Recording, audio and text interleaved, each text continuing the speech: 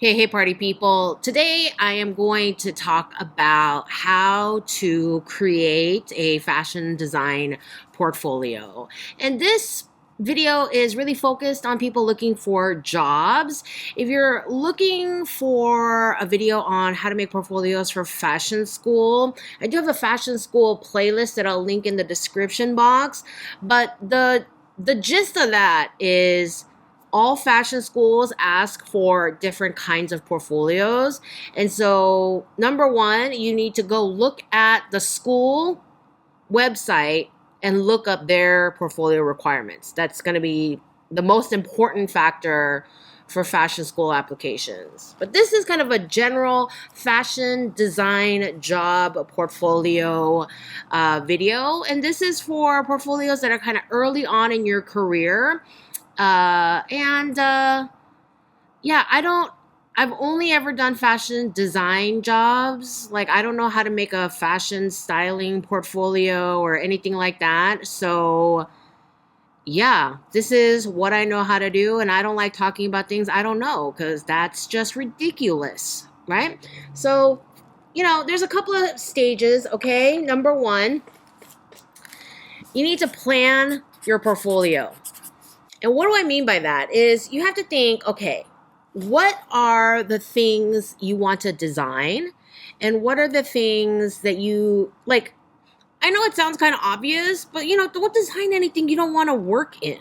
Like, if you hate doing bridal, don't include any bridal. If you hate swimwear, like, don't design any swimwear.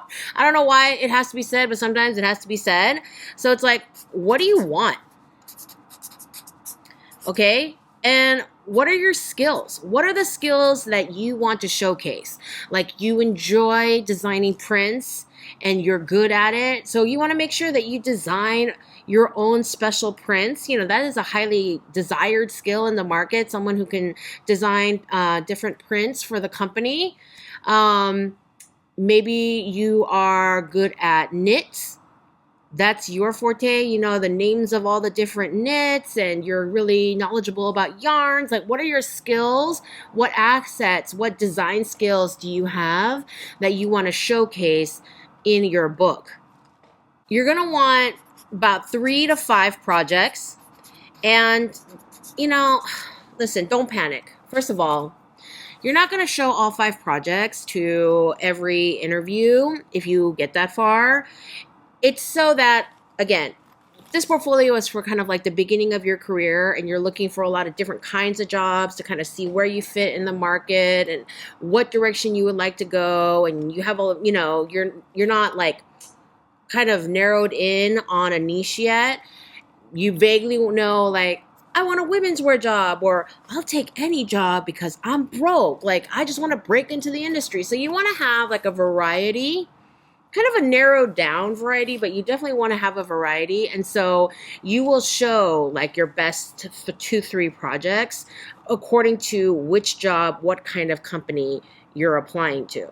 Not every single project you do is going to be the same level of elaborate moving parts. And I'll get more into that in a minute, okay? Another thing that you have to consider is not every single project needs to be complete outfits. Okay? There are many, many, many design companies out there that focus on 1 or 2 garment categories. Like, there are whole companies that only do outerwear and have only been doing outerwear since the beginning of time, and that's all they will continue to do. I worked at an outerwear company many years ago.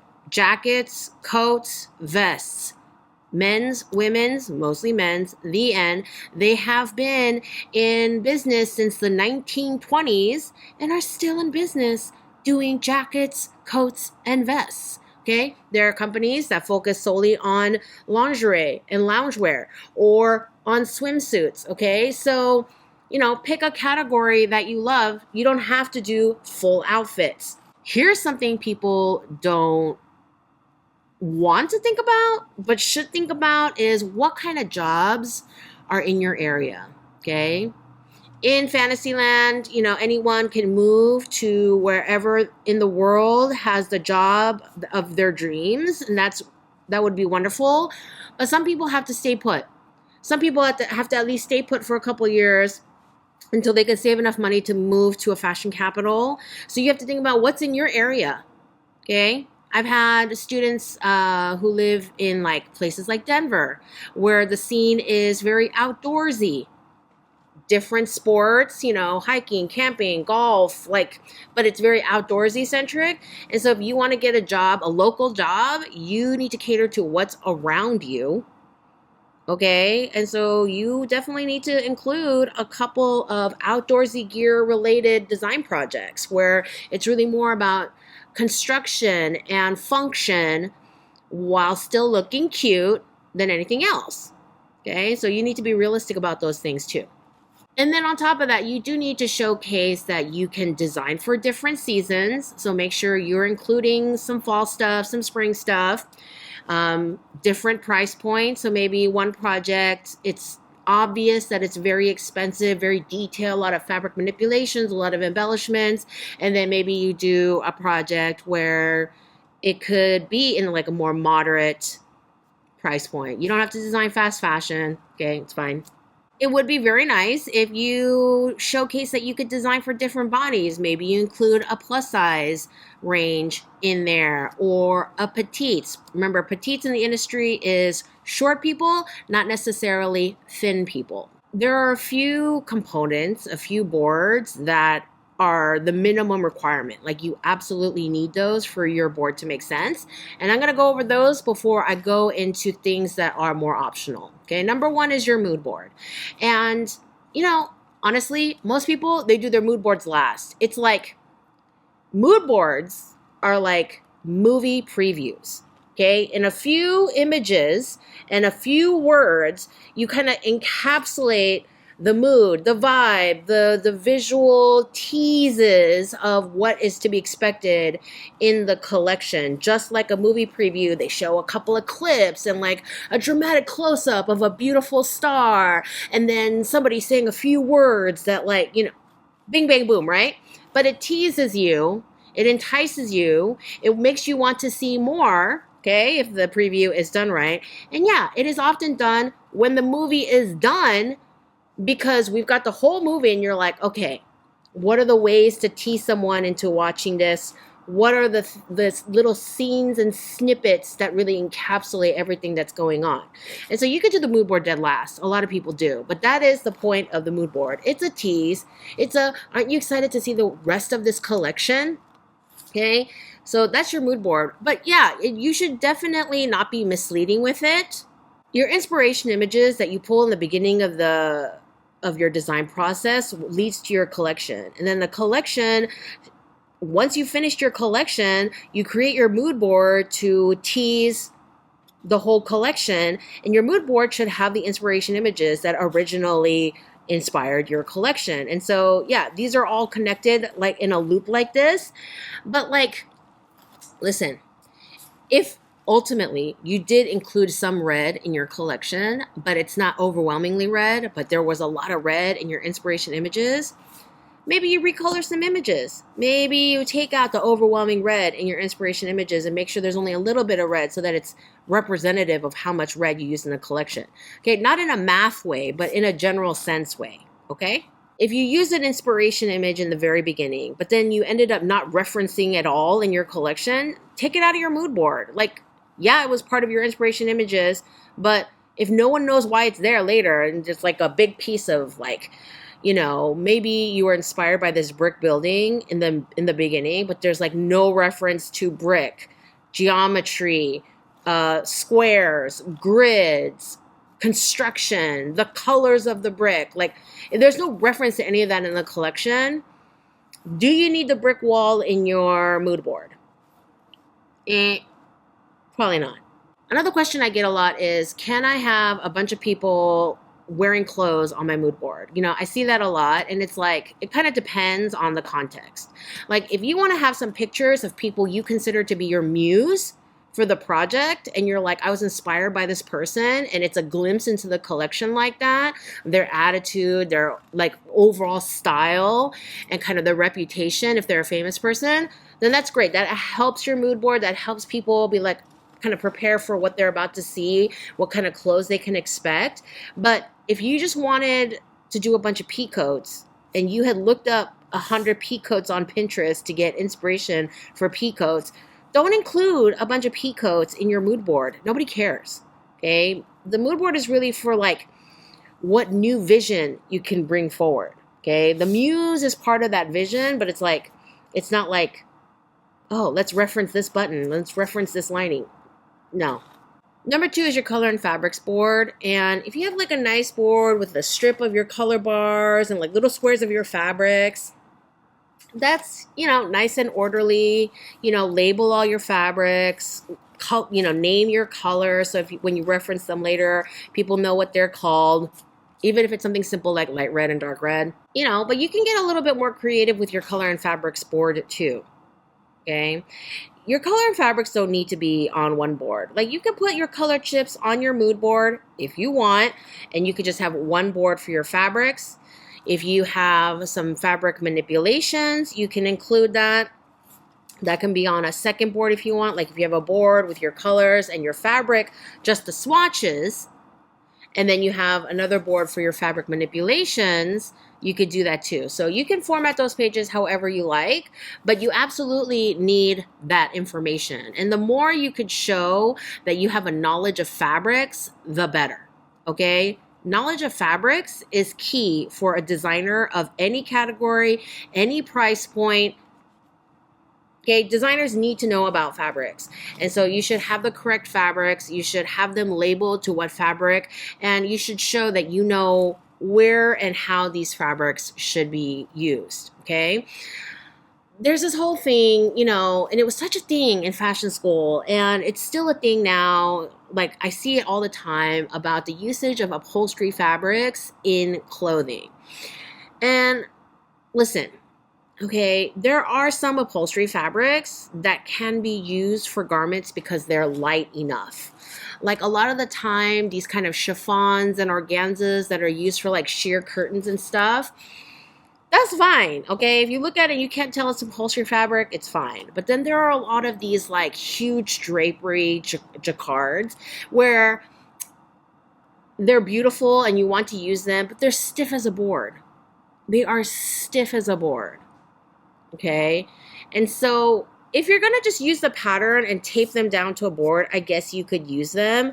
But just keep in mind, if they are going to start feeling the swatch and they're going to try to see, like, it's not good to get in the habit of sourcing stiff as a board, upholstery, drapery fabrics for garment usage, okay?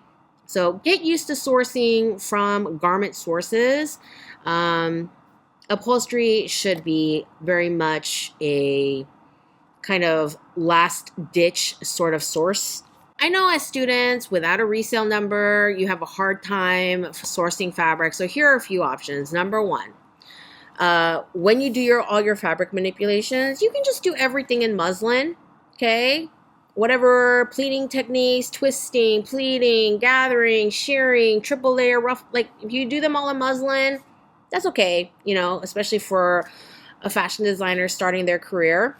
Number 2, you can get white, like quarter, third yard pieces of the white version of whatever material you want to use so that you have a bigger swatch of the quality of the fabric, and then just have little color chips of, if you're going to use, cotton jersey and it's going to be available in 5 different colors, you can have a big old swatch of the white cotton jersey and then just put little color chips of all the different colorways underneath.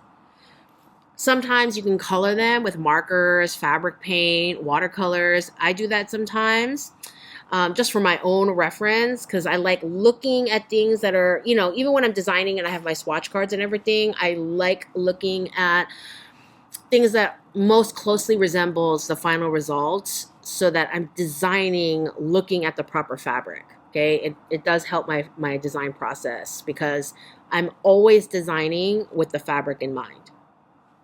And so should you, quite frankly. So should you. Another option, if you really can't find something, try to find some pictures on the internet of the fabric you're looking for. Like sometimes you can see people taking pictures of fabric that's draped in such a way that you can see the shine of the satin.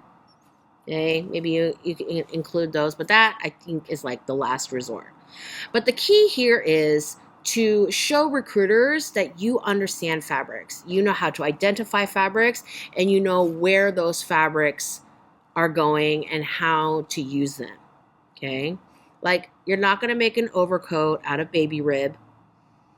Do not come at me with well, I designed this thing and I put baby rib over a melted. Okay, if you're going to do something like that, show the fabric manipulation, show the layering, and be like, this is a technique I use to make this very soft fabric stiff enough to be tailored. Okay, that's how you get away with something like that. But if you're just like, I made this overcoat out of baby rib, okay? If you don't know what baby rib is, it's like that really thin, almost sheer, flimsy fabric that you make undershirts out of, okay? If you want to showcase that and you don't show in a fabric swatch or fabric manipulation how you've layered it, how you've structured it to make it look good, then no one's going to take you seriously. So you either have to do both or neither. You need to have your illustration boards. And listen, okay, this is something that gets discussed a lot. It's like, well, designers in the field, they don't illustrate a lot, so why do I have to learn illustrations? The skills that you need to start your career are not the skills that you need to continue your career as it advances in a few years. Okay, people are looking for different things when they're looking for entry-level people and people who are more advanced, senior directors, senior designers, what have you. Okay? When you're first starting out in your career, you probably do not have a catalog of work from a company where people were making the actual garments. Okay, you probably do not have a lot of photos of a lot of work, actual garments that you've made. You don't have a section of your portfolio where you have a lot of line sheets and lookbooks from previous companies that you worked at to show that you understand design, you understand proportion, you understand how they work on a body, okay, things like that. And so you have to do it with illustrations. Sketching for designers is visual communication, design communication. It is to express the design, and your illustration efforts are like grammar when writing. When your illustrations are beautiful and clear and easy to read, okay, that is like when you write an essay and your grammar is clear and your syntax is good, so that when people are trying to understand the ideas that you have put in the essay, they don't have to sift through weird grammar and awkward syntax to kind of get to the kernel of what you're trying to say. They can just read through it and it flows because your grammar is good, and so they can pay attention to the content. And that's illustration, okay? A lot of illustration is not having distracting elements so that people can just focus on the design. That is the minimum effort of good illustration. And so you don't have to be the best painter in the world, but you do need to make a concerted effort for clear design communication. And then when you do your illustrations, you're doing a lot of different things. You're focusing on showing off the design. You're showing off a little bit of your styling skills. You're showing off, like, you should think of your illustration board as your runway show. So think about the styling, okay? Think about the backdrop, like what color paper are you using? What's the backdrop of your runway show? What is the hair and makeup look situation? Like, how would you style the models wearing your clothes coming down the runway? Do you want dramatic hair and a smoky eye? Do you want a very clean, bare face, do not distract from the clothes sort of look? Like, what is the situation you got going on? And you know what? You don't even need people. This kind of situation, you don't even need people. You can put clothes on hangers. You could put clothes on dress forms. Like, some sort of look that works with the aesthetic of the collection, but you don't need to like, honestly, you don't really need to learn how to do faces and hair. It's kind of, it's not super important. So if your figures look more like dress mannequins without faces and hair, so be it, as long as the clothes are well designed and clearly rendered. Now, the flats. Flats, you need the flats, okay? The majority of what you'll be doing in the industry as a designer is drawing flats of your designs. You're going to draw them in Adobe Illustrator. And people ask me all the time to recommend cheaper software, but Adobe Illustrator is the industry standard. So if you're looking for an industry job, you should be learning the software that the industry is using. And so I do not feel good about telling you to go learn X when everyone in the industry is using Y, right? So I'm sorry to say you should use Illustrator. And I don't have enough experience in other software to be like, this one is close to Illustrator. Like, okay, just learn Illustrator so you have that skill, you put it on your resume, you show your skills in your portfolio, and get her done. Get her done, okay? Your flats are not where your creativity flourishes with beautiful layout, collaging, formatting with like, no. That's not where your bells and whistles are. Flats are technical sketches of clothes, and it's all about clarity and communication. This is the way your figures and your flats should correspond with each other, whether they are presented side by side or top and bottom, okay? The first figure, left to right, these clothes. The second figure, these clothes. The third figure, these clothes together, so that people can look at them and be like, oh, this and this and this. Listen, your portfolio, it should be able to be seen by anyone without guidance, okay? If you have to over-explain, like, oh, I did it like this because of this, and if it's confusing that you need to explain so much and write essays on how to look at your portfolio because you did it a special way, forget about it, okay? Your creativity should be focused on your designs, the ability to use the fabrics creatively, do fabric manipulations, add design details, think about how you can incorporate sustainability in your designs, in usage of fabric scrap, zero waste cutting, like something, okay? Your creativity should be there, a beautiful color story, a beautiful fabric story with like a mix of really interesting textures. And that should be where your creativity goes, not your portfolio formatting, your website formatting. Like, nobody cares. Everyone, those kinds of things should be really easy to read. Illustrations can be, I don't want to say vague, but they can be more like this beautiful tweed, showing off the tweed jacket. So you illustrate the tweed. But then, like, when you are doing the flat for this jacket, that's where all the nitty-gritty details come in. Where's the top stitching? Is there top stitching? How many buttons? Okay, how are they spaced in the front of the jacket? What kinds of buttonholes? Okay, bound buttonholes, keyhole buttonholes. Okay, are there buttons in the sleeve placket, and how many? Is it a working vent sleeve placket, or are they just buttons along the seam? Okay, those are different price points, right? Like, you really want to get to the nitty gritty of all those details. Like, every single garment that you put on a flat sketch, you need to figure out, how is the person getting in the clothes? I say this all the time. What's the difference between a dress and a sculpture? The only difference between a dress and a sculpture is you got to get a body in a dress. Meaning, your dress can look like anything you want it to. The design world is your oyster, okay? Or is it the world is your design oyster? Whatever you want to do, okay? But you got to get a body in it.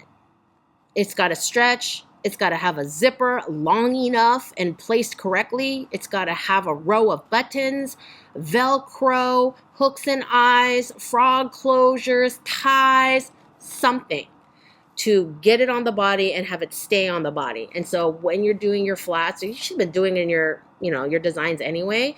But when you're doing your flats, you need to double check and run through all your designs to make sure that at the very minimum, girl can put on a jacket and keep it on her body with a tab of Velcro or something. Okay, let's talk about a few elements that are optional. Okay, so the figure board and the flats board are not optional, but you could do another section that really deep dives into your designs. Okay, so you can have boards where here's your figure wearing the dress, and then here are your front and back flats of the dress, fabric swatches with the available colorways, and maybe some sort of close-up of a design detail, okay? And maybe like a photograph of the fabric manipulation that goes with it.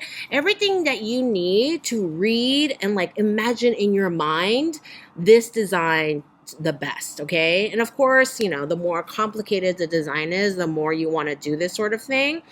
And in your 3 to 5 projects lineup, at least one project should have these boards where your designs are complex enough that it requires a little bit of elaboration and you are prepared to give it because you understand that you need to be thinking about garments as things that need to be made in real life and not just random sketches you thought of off the top of your head. Okay? That's the difference between a fashion dreamer and a fashion designer. So have these boards for all of your designs. So have your figure line up so we can see the whole collection. Have your flats line up. And then you don't have to re-illustrate everything. You can just, you know, scan in your illustrations. Your flats should already have been done in Adobe Illustrator, so you can copy and paste them everywhere. And then create new boards, add some fabric swatches, add details like here's a close-up of the embroidery I designed that will go on the, you know, front left panel, something like that, right? And you have this beautiful like close-up of the embroidery or whatever. Okay, these beautiful boards, it's like progressing into product development. It's like, I know that someone's going to have to make these, so here are a lot of the details going forward, and this can go start, it's like the beginnings of a tech pack.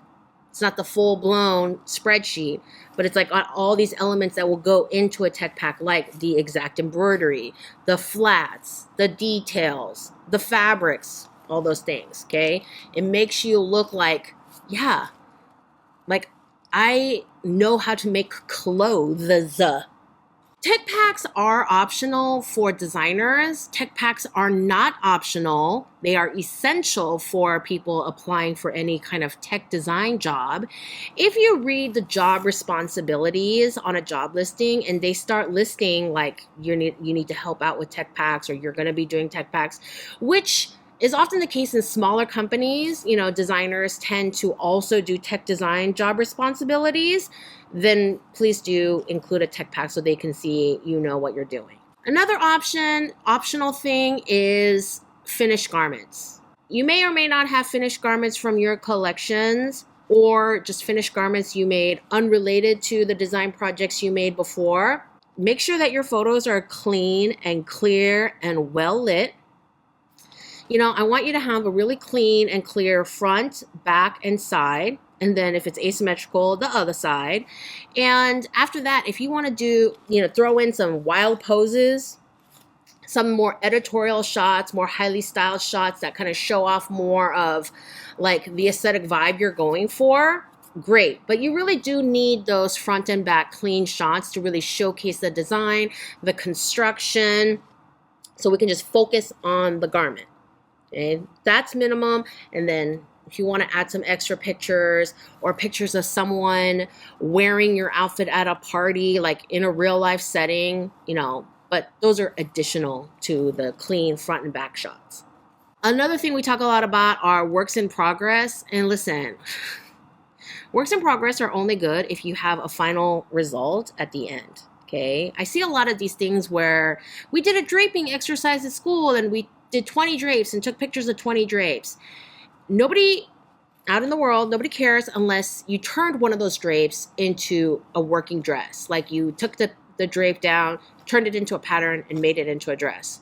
So if you want to show the 20 drapes that you did, and then you're like, this is the one I picked, and then here's a picture of the final dress that I made because I took the drape down, turned it into a pattern, and then I made this dress, and here it is on the dress form all finished with a zipper in it. People like seeing that because that takes a lot of skill. Not to sound mean, this is going to sound mean, but nearly anyone can just take a piece of fabric and wrap it around a dress form willy-nilly and pin it randomly. Okay, but to take that and to turn it into a dress, that takes skill. One last optional thing I want to talk about is not a board, but a croquis book. Like, let's say you have a lot of sketches from a project, you really got into it and you just ended up sketching a ton. You might want to take those edited sketches and turn them into a croquis book. Like, you could take your sketches and take them to like a printer's and they'll bind it for you and throw that in with your portfolio when you're going out for interviews, because what a designer edits out also speaks a lot for what kind of designer they are. And so design directors, recruiters, they also like looking at croquis books. Like, what did you edit out? Oh, you got so excited. You sketched so many things. Like, all these things kind of are keys to what kind of designer you are. So it's good to have a croquis book. It's like more work for you to look at, especially if you got so into a project, the editing process was really hard and you felt like there were so many good sketches. Not every project that I've done is like that, but there are a few projects in my past where I'm like, if I was looking for a design job, I would have turned these into a croquis book. All right, and that is how to put together a portfolio to find a job. That's kind of the basics of it. Let me know if you want me to deep dive into a particular topic within the portfolio umbrella. Drop me your other video requests below. Share, subscribe, like, all the ways you show me love, and I will see you in the next video.